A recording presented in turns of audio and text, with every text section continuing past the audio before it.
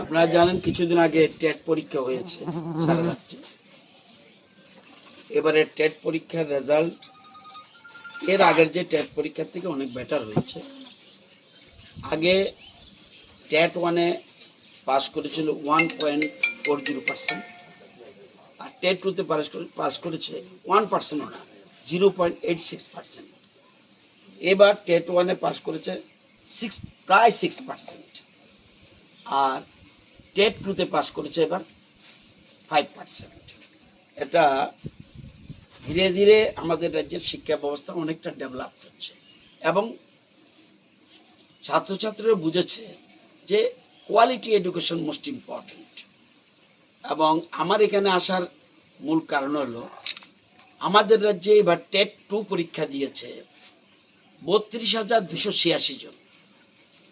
এর মধ্যে পাপন সূত্রধর আমার বাঁদিকে যে দাঁড়িয়ে আছে, সে পেয়েছে আউট অফ 150 সে পেয়েছে 121।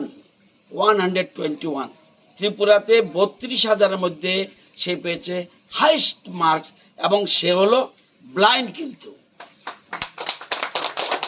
ব্লাইন্ড, এদেরকে আমরা দিব্যাঙ্গ বলি, আমাদের প্রধানমন্ত্রী বলে এদের দিব্যাঙ্গ।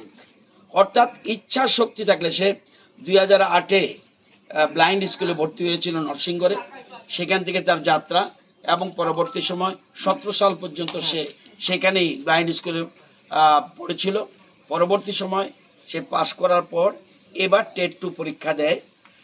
টেট 2 পরীক্ষা দেওয়ার পরে এবার যে রেজাল্ট বেরিয়েছে, সবচেয়ে বেশি মার্কস সে পেয়েছে, এবং সে ব্লাইন্ড হওয়া সত্ত্বেও তার ইচ্ছা শক্তি এত প্রবল। তার নাম পাপন সূত্রধর। সে সারা রাজ্যের মধ্যে 32,000 স্টুডেন্টের মধ্যে সে ফার্স্ট হয়েছে, 121 পেয়েছে, এবং এটা তার মার্কস হলো 80%।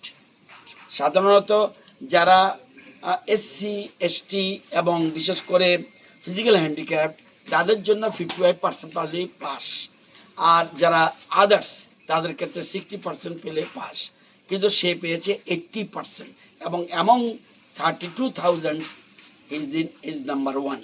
এবং সে আমার কনস্টিটুয়েন্সিতে বিজয়নগরের সূত্রধর পাড়াতে বাড়ি, এই জন্য আমার আসতে 2 দিন দেরি হয়েছে। তো আজকে সকালবেলায় ভেবে নিয়েছি তার বাড়িতে আসবো, এবং এখানে এসে তার সাথে কথা বলেছি, তাকে সম্বর্ধনা জানিয়েছি, তাকে অভিনন্দন জানিয়েছি, এবং ওর মা বাবাকে যারা জন্ম দিয়েছে তাদেরকে অভিনন্দন জানিয়েছি, কারণ তারাও তাকে সহযোগিতা করেছে। এবং এখানে বসেই টিআরবিটির যিনি প্রধান প্রত্যুষবাবু, উনিও ওনার সাথে ফোন ধরিয়ে দিয়েছি, উনিও তাকে ব্লেসিংস করেছে, এবং যে কোনো ধরনের সাহায্যের জন্য উনি বলেছেন যে কোনো ধরনের সাহায্য উনি করবেন। তো এখানে আসার এই কারণ যে, এবং আমরা চেষ্টা করব তারা আমাদের মোহনপুরে একটা বড় পরিসরে তাকে উপস্থিত রেখে তাকে একটা আমরা সম্বর্ধনা দেওয়ার আমরা চিন্তা